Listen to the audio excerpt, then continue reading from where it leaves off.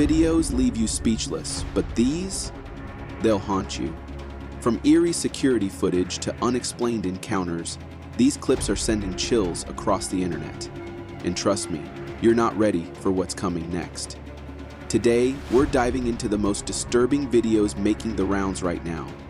Some are creepy, some are shocking, and a few, straight up nightmare fuel. Let's get into it.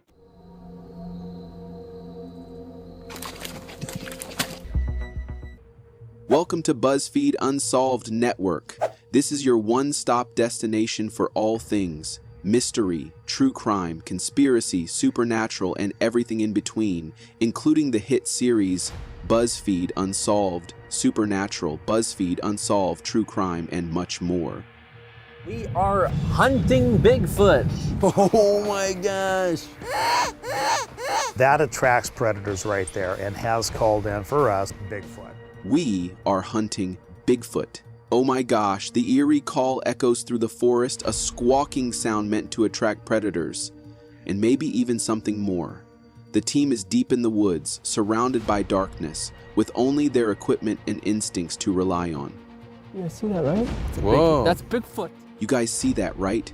Aria whispers, eyes wide with a mix of fear and excitement. A shadow moves in the distance. Matt, ever the skeptic yet eager for adventure, takes a deep breath and pushes forward. When did the kind of Bigfoot connection happen? We were on a motorcycle trip and we were in the woods and talking about Bigfoot to each other. The journey began with a simple conversation.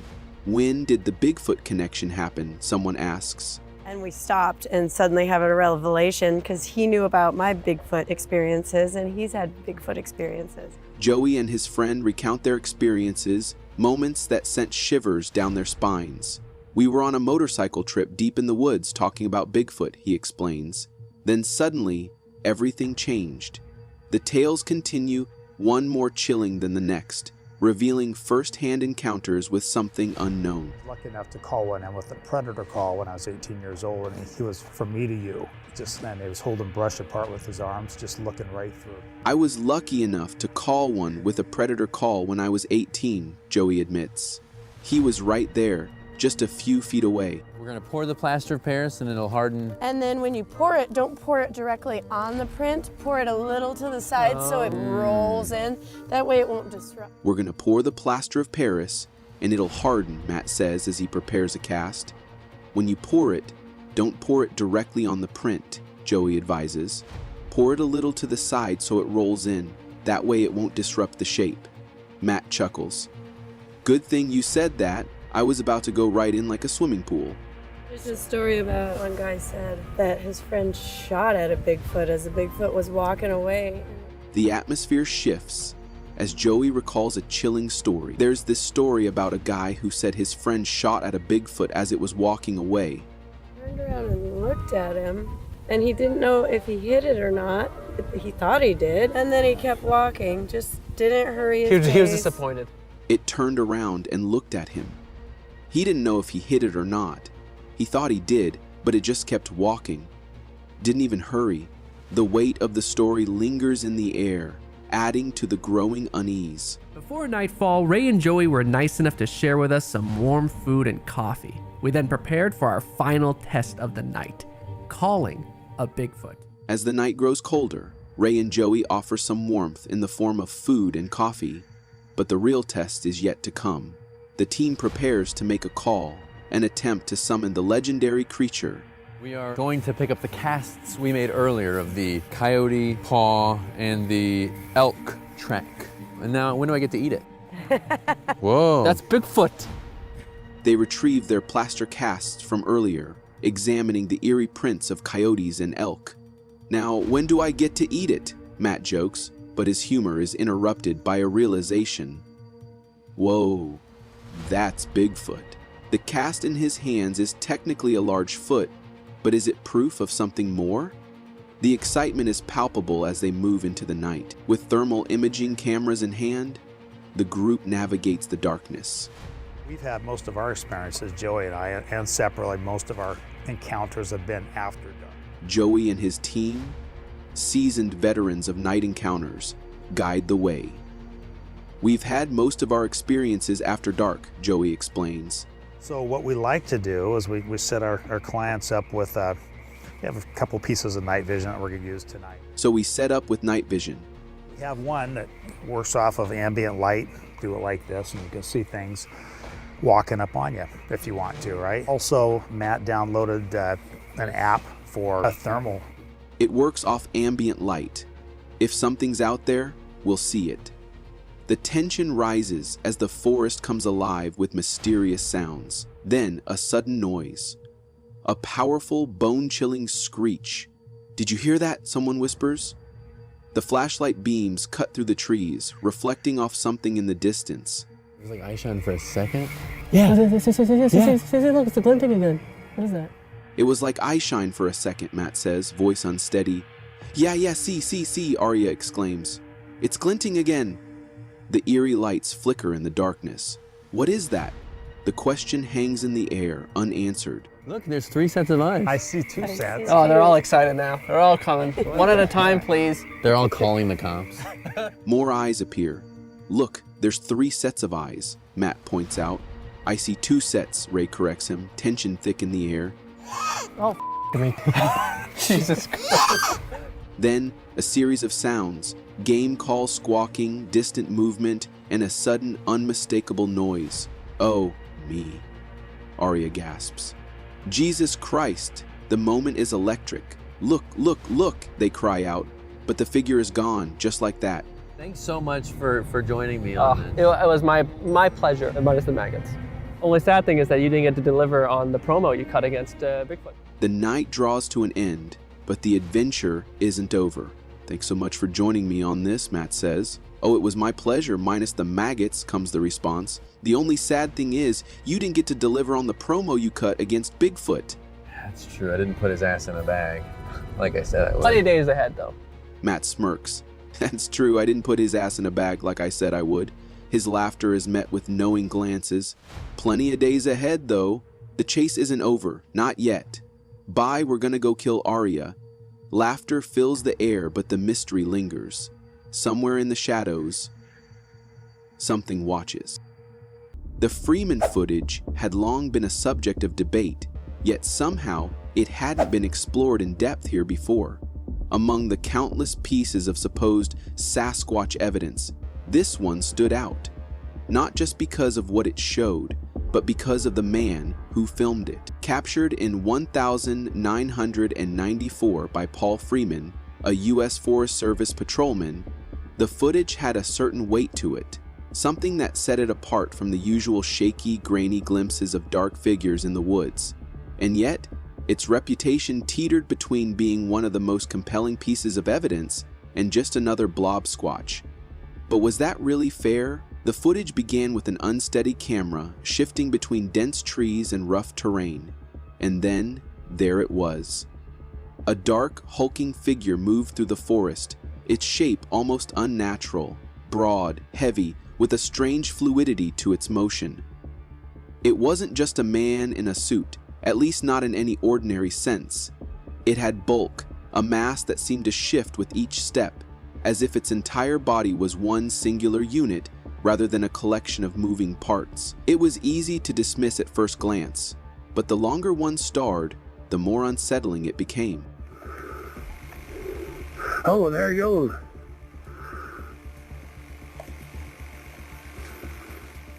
Freeman himself had always been a curious figure. He wasn't just some random hiker with a camcorder. He had experience tracking wildlife in the forests of Washington, specifically in the Mill Creek watershed east of Walla Walla. He knew what belonged in these woods and what didn't. And in the years leading up to the footage, he had made claims, bold ones, about finding tracks, following trails, and even encountering these creatures firsthand. To some, this made him credible.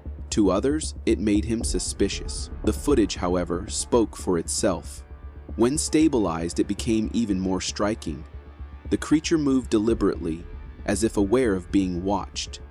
There was no frantic scrambling, no attempt to run. It simply strode forward with the kind of presence that suggested confidence rather than fear. It looked unnatural, but not in the way a man in a costume might. Something about it felt off. doesn't it? This was filmed by Paul Freeman in 1994. It's often considered the pinnacle of blob squatchery. Freeman had described the creature's legs as disproportionately small compared to its body, and while the footage didn't provide a perfect view, there was a sense that this wasn't a typical human frame. The shape was difficult to define, shifting slightly with the camera's motion, and yet it remained imposing.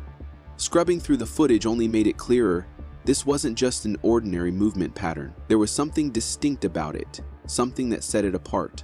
Obviously, Bigfoot have arms and legs and a head and stuff, so please don't misunderstand me, but I think you know what I mean. Something that set it apart. Skepticism surrounded the footage, as it always did with sightings like this. Dr. Jeff Meldrum, an expert in primate locomotion, was one of the few professionals who took a serious look at the evidence. Initially, he didn't trust what he was seeing. It was too convenient, too well aligned with everything he had studied. There's about 6 minutes of footage before it makes its appearance. He also claimed that the trackway he was filming wasn't particularly good. Bigfoot evidence was never this clear. It was supposed to be frustratingly vague, always just beyond reach, and yet, here it was. Freeman had spent 6 minutes filming tracks before the creature appeared.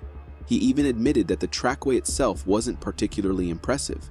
Stranger still, he had used old film instead of fresh tape, which could have improved the footage's quality. Was that suspicious? Maybe. But sometimes, things just happened that way. Quality would be higher had it been new, and you could say that's sus, but it's also life. The videographer, Paul Freeman, was born in 1943 and passed away in 2003. What caught Meldrum's attention most weren't just the footprints Freeman had collected over the years, but the details within them. Marks so intricate they seemed impossible to fake.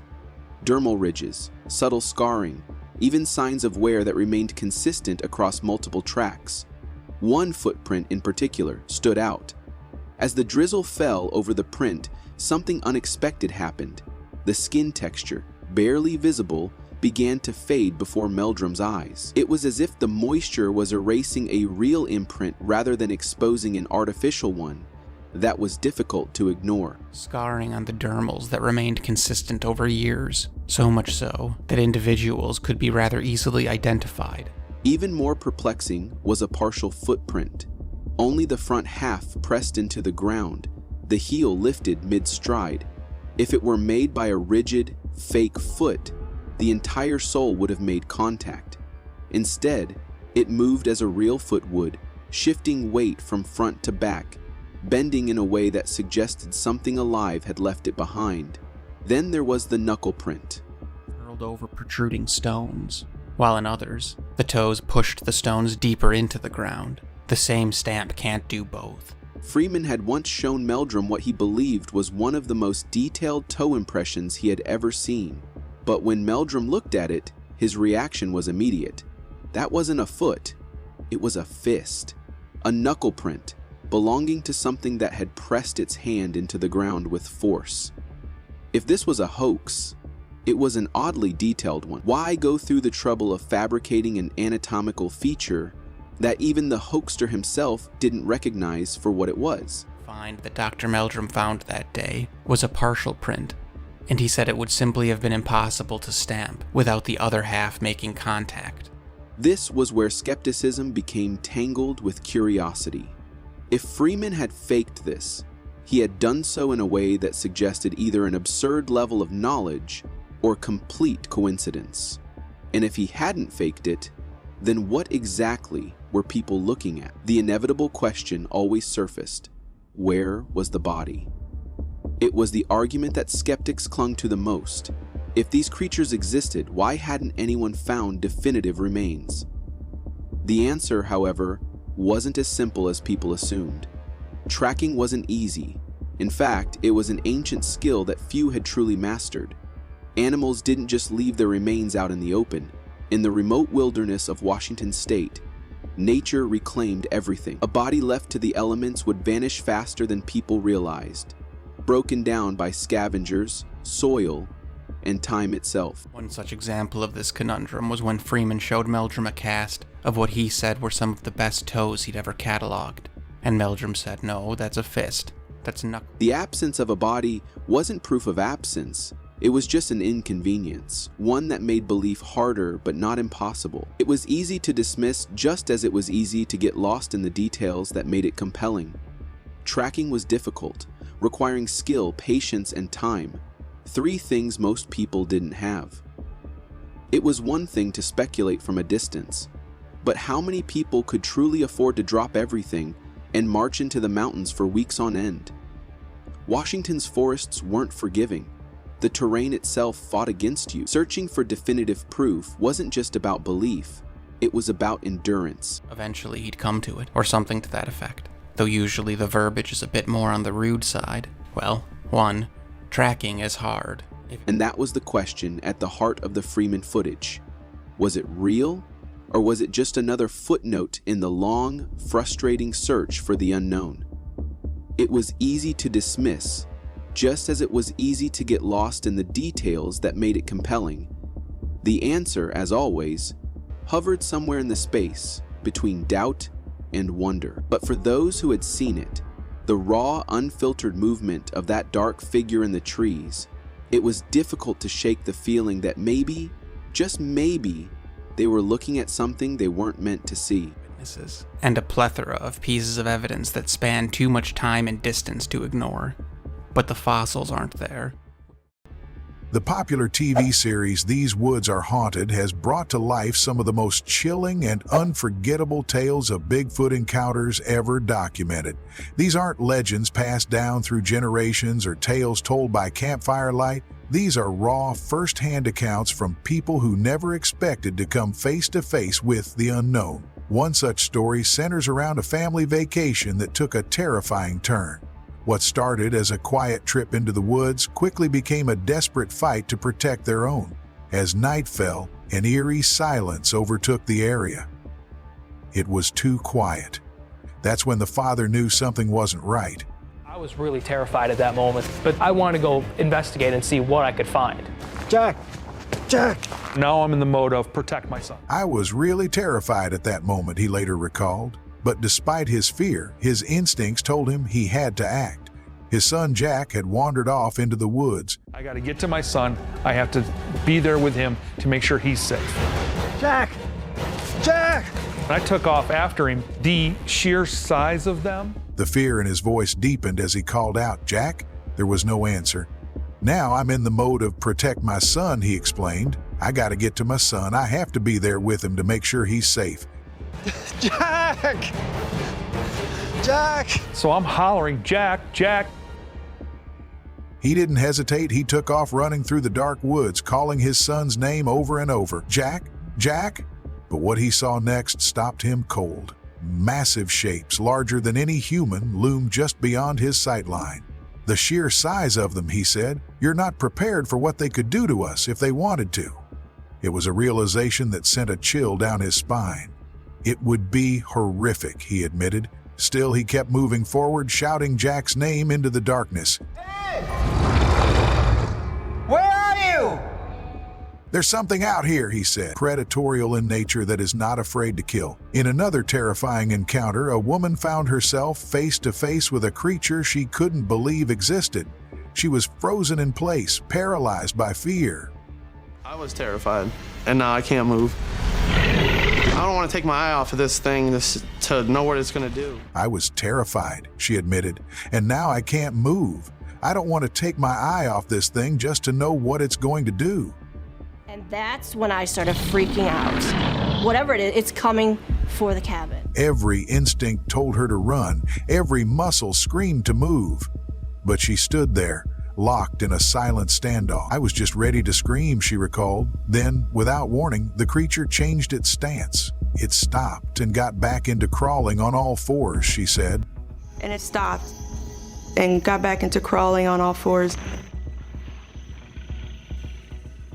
And just as suddenly as it had appeared, it was gone, vanishing into the thick, dark woods.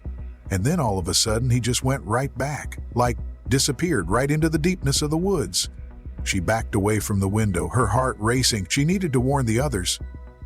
"I'm going to go get the others," she said.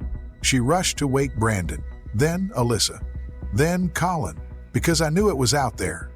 We heard noises to the right of us, but you could tell it was not a human.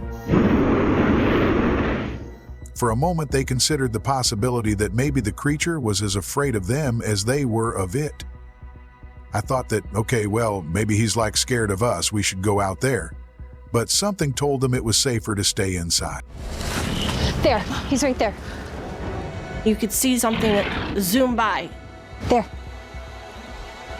I was scared. I was like panicky scared. Another account tells of a group of hikers deep in the woods when they made a discovery that defied all logic. One of them pointed up at a branch high above their heads. "Do you realize how big that thing would have to be to get up there?" they asked. Hanging from the branch was something thick and wet, glistening in the fading light. Do you realize how big that thing would have to be to get up there?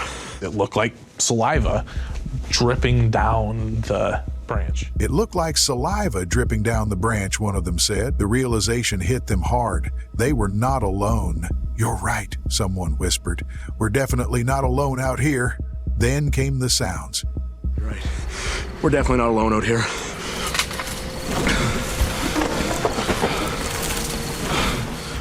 Heavy footsteps crunching in the brush behind them. I would say these sounds they were probably definitely 30 to 40 feet behind us. "Who's out there?" they called, but there was no answer, only silence. They searched the trees, scanned the forest floor. Who's out there?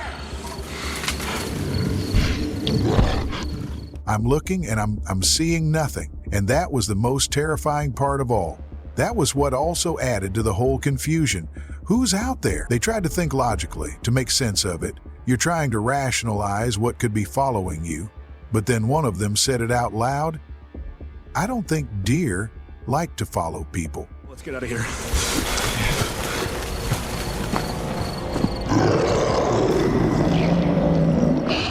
Could it be Bigfoot, a hidden predator, silently watching, waiting to reveal itself?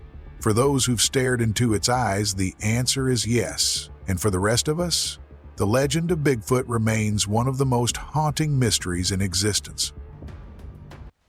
Hellbent Holler is a tech-driven, boots-on-the-ground investigation team focused on Sasquatch, Dogman, and the paranormal. Hailing from the Carolinas, Hellbent Holler is a two-person research team that investigates all manners of high strangeness in the southern Appalachians.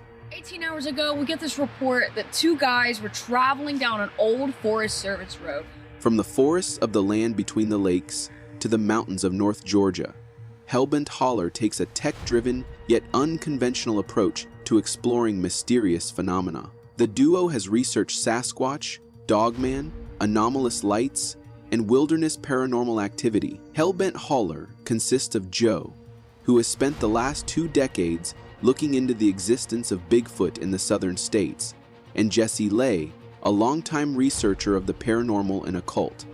The two members combine and sometimes contrast their research methods and philosophies on various phenomena to create a unique and holistic approach to their search for answers. Say, Sasquatch is a thing that is so close to nature, like deer. When they know and sense a major weather event coming, it seems like they get out of Dodge, they go to safety. Less than 18 hours ago, we received a report from this area. Here's what's crazy about it. 18 hours ago, we got this report that 2 guys were traveling down an old Forest Service road When they saw a dark figure in the middle of the road, and it darted off to the right into the forest. When they saw a dark figure in the middle of the road, it darted off to the right into the forest. They got in touch with us because they know about our channel, they've seen our channel before, and we decided to mobilize. What's crazy about this too is that less than 12 hours ago, a crazy storm hit. Here, we've got a bit of a path going off into the woods. Do you want to kind of go into this?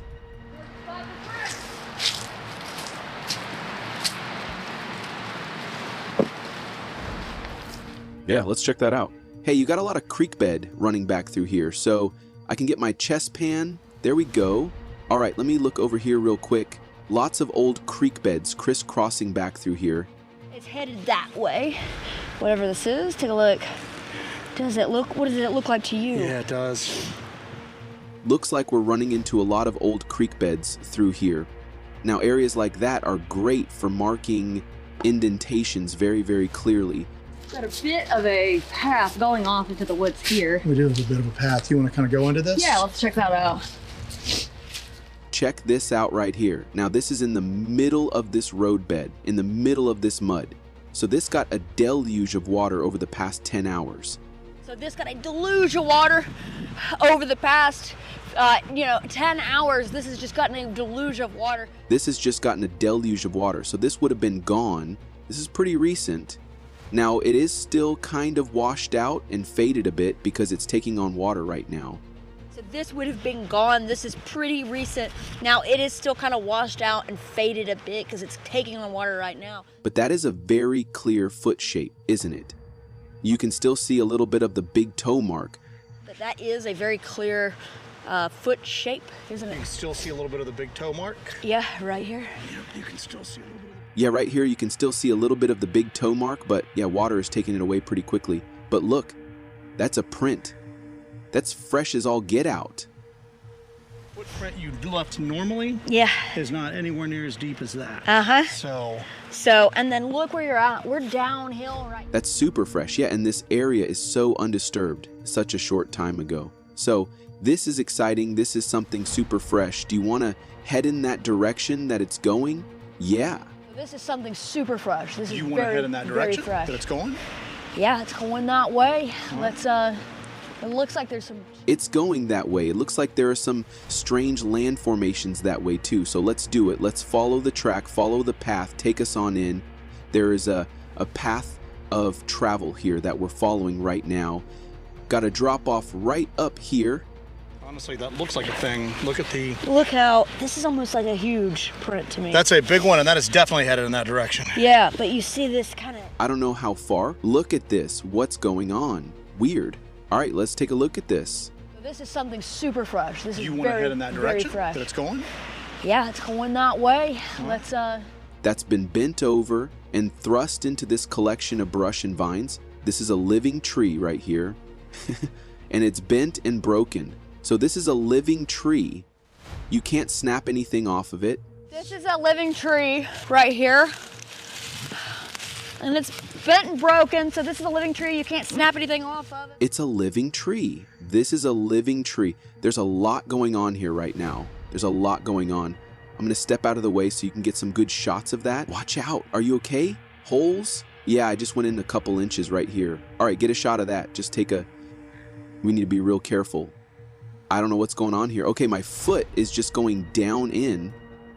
You got the heel here, and then that inner part of that foot, that right foot right there. But there's a slide. You can see it in the mud here. There's a pit broken off at the base and leaned onto this as well. All of these are live trees. And then this other one has been bent over the live tree and has been pinned at the bottom here. This is bizarre. 18 inches. Oh boy. Yeah, so we're looking at the tip toe. Now listen. This is a very complex situation here. I don't know what it is. There are some interesting bends over here I want to check out, and then we'll continue to follow this track. A non-thing, but... Honestly, that looks like a thing. Look at the... Look how... I'll go this way to check it out. You just follow me this way. Whoa, terrain's getting weird over here. There are some drop-offs, and then we're getting into some depressed areas over here. Broken off at the base and leaned onto this as well. All of these are live trees. And then this other one has been bent over the line. Okay, so we got kind of a weird situation right here just adjacent to that other one. That is a dead tree. The one that's arched is dead. The roots were pulled out of the ground. The root ball is still attached. We're gonna head over there in 1 second. Wind's getting worse. Yeah, we're gonna need to kind of put it into high gear. Yeah, get out of here before the worst of the storm happens. For decades, Bluff Creek has been synonymous with the search for Bigfoot, ever since the legendary Patterson-Gimlin film captured the world-famous footage of Patty in 1967. Now, World Bigfoot Central brings forth a groundbreaking new discovery. Renowned Bigfoot researcher M.K. Davis traveled to this historic site aiming to analyze the terrain and possibly uncover new evidence. What he and his team captured on camera was beyond anything they expected. Not one, but two Bigfoot figures moving through the wilderness. One of these creatures was even closer to M.K. Davis than Patty was to Roger Patterson in the original 1,967 footage. This unprecedented sighting could change everything we know about the elusive creatures said to inhabit North America's wildest regions. As the World Bigfoot Central Team explored the rugged landscape of Montana, they stumbled upon an astonishing find. A massive rear footprint measuring approximately 18 inches in length. At first glance, some might assume it belonged to a grizzly bear, one of the largest predators in North America. However, something crucial was missing. Claw marks. Grizzly bears have long, powerful claws that always leave deep grooves in the soil when they walk, especially on steep terrain, but this footprint showed no such marks. The only visible impressions were rounded toe indentations, a feature more consistent with a primate-like foot rather than a bear's paw. This discovery raised serious questions. If this wasn't a bear, what left the print? Footprint maxes out at about 18 inches. So you're saying this is the largest grizzly in North America that's somehow living here in Montana. And not only that, but that grizzly doesn't have any claws, because it was quite evident from looking where its toes dug in to get purchase to push it up that hill. There were no claw marks there. It would have been impossible to not leave claw marks. Exactly. With grizzlies, they've got like sabers on the end of their feet. They haven't got those little stubby claws like a black bear does. The environment surrounding Bluff Creek is anything but forgiving. Towering trees loom overhead, their leaves just beginning to change color as the season transitions. The landscape is rugged, with steep hillsides and dense foliage providing ample cover for any creature wishing to remain hidden. Navigating the area was no easy feat, and the team took time to document just how challenging it was. The sharp inclines and uneven ground made it clear that whatever lived in these woods was not only massive, but also highly adapted to moving through difficult terrain. As they explored further, they came across an area at the base of the creek where they had previously attempted to climb. It was here that they had found additional clues, further supporting the idea that something significant was moving through the wilderness.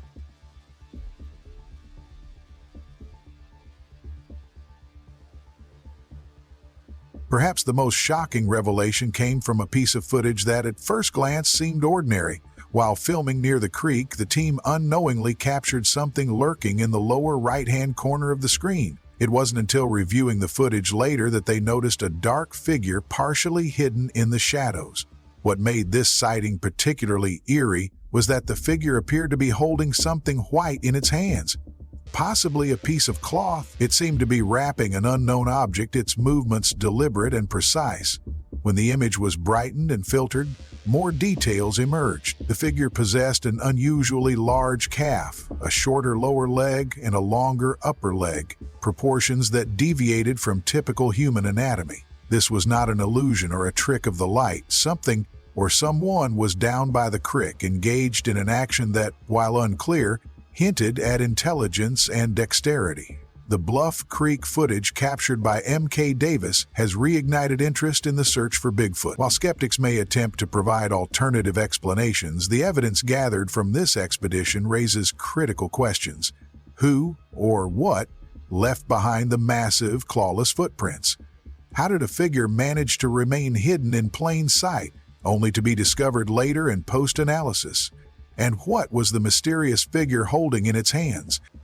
Sasquatch Omega is a YouTube channel run by an experienced field investigator who explores various regions of the United States in search of evidence of Sasquatch or Bigfoot. After having several personal encounters and discovering hundreds of tracks, intricate structures, and other signs believed to be created by these elusive beings, he has no doubt that Sasquatch exists. His channel serves as a detailed archive of these findings, offering fellow researchers and curious viewers a rare glimpse into the field. While there may be periods without new uploads, Sasquatch Omega is committed to sharing everything he encounters. This is April 10th, 2017. I've come up a canyon. The road's closed, so I went beyond the barrier, and I found this set of tracks. One of his most extraordinary investigations features an incredible encounter with a unique Sasquatch trackway, an event he believes may be the first of its kind ever caught on video. While many researchers have long suspected that Sasquatch build structures, this footage directly connects the creature to the construction of these formations, bringing solid visual evidence to a theory that has circulated in the Bigfoot community for years. The event took place on April 10, 2017. Sasquatch Omega had ventured deep into a canyon where the road had been closed off. Choosing to explore beyond the barrier, he discovered a set of massive footprints leading up a steep hillside. And here's a set of footprints that are already in the snow from when I got here. Now, it snowed here. Despite the camera making the incline appear gentler than it actually was, the climb was steep and strenuous. Alongside his own trail of footprints, he found another set. Large, distinct tracks already embedded in the snow before he even arrived. The snow had fallen just 2 days earlier, making it clear that the tracks were fresh, likely made within the last 36 hours. On the left is my set of tracks, and I just walked the best I could. It's fairly steep, but it doesn't look it from the photos. To provide a sense of scale, Sasquatch Omega placed his own tracks nearby. Wearing size 14 boots, he noted that while his footprints were similar in length, they were much narrower. More strikingly, his own steps left a well-defined arch, something entirely absent in the mysterious tracks. These prints were wider and flatter, consistent with what other researchers have described in alleged Sasquatch footprints. The harsh sunlight reflecting off the snow made it difficult to capture the full clarity of the tracks on video, but the differences were still apparent. We've got a couple of tracks crossing each other. I made my own tracks nearby, and my feet are much narrower. Later in his analysis, Sasquatch Omega pointed out how the tracks he discovered had to have been made within the last 36 hours, given the recent snowfall and the quick melting that was already taking place. Again, comparing them to his own size 14 boot prints, he highlighted the lack of an arch and the distinct difference in foot shape. These factors suggested that whatever made those tracks wasn't human. Sure appears that there are toes in there, about the same size. Again, I got a size 14. Notice how I have a much more defined arch in my shoe as opposed to this track here. According to Sasquatch Omega, this trackway may be among the most valuable evidence he's ever come across. Not only does it demonstrate the presence of a large bipedal creature in the area, but it also supports the theory that Sasquatch are the ones responsible for building complex tree structures found throughout the wilderness. For him, this was a groundbreaking discovery, one that offered a significant piece of the puzzle in the search for Bigfoot. So, what do you think? Are these just misidentified animals, or is something truly undiscovered lurking in the wild? Have you ever had a strange experience in the woods that you can't explain? Drop your thoughts in the comments. We want to hear your theories. And if you made it this far, don't forget to like, subscribe, and turn on notifications so you never miss a new video. Stay safe out there, and maybe stay out of the woods.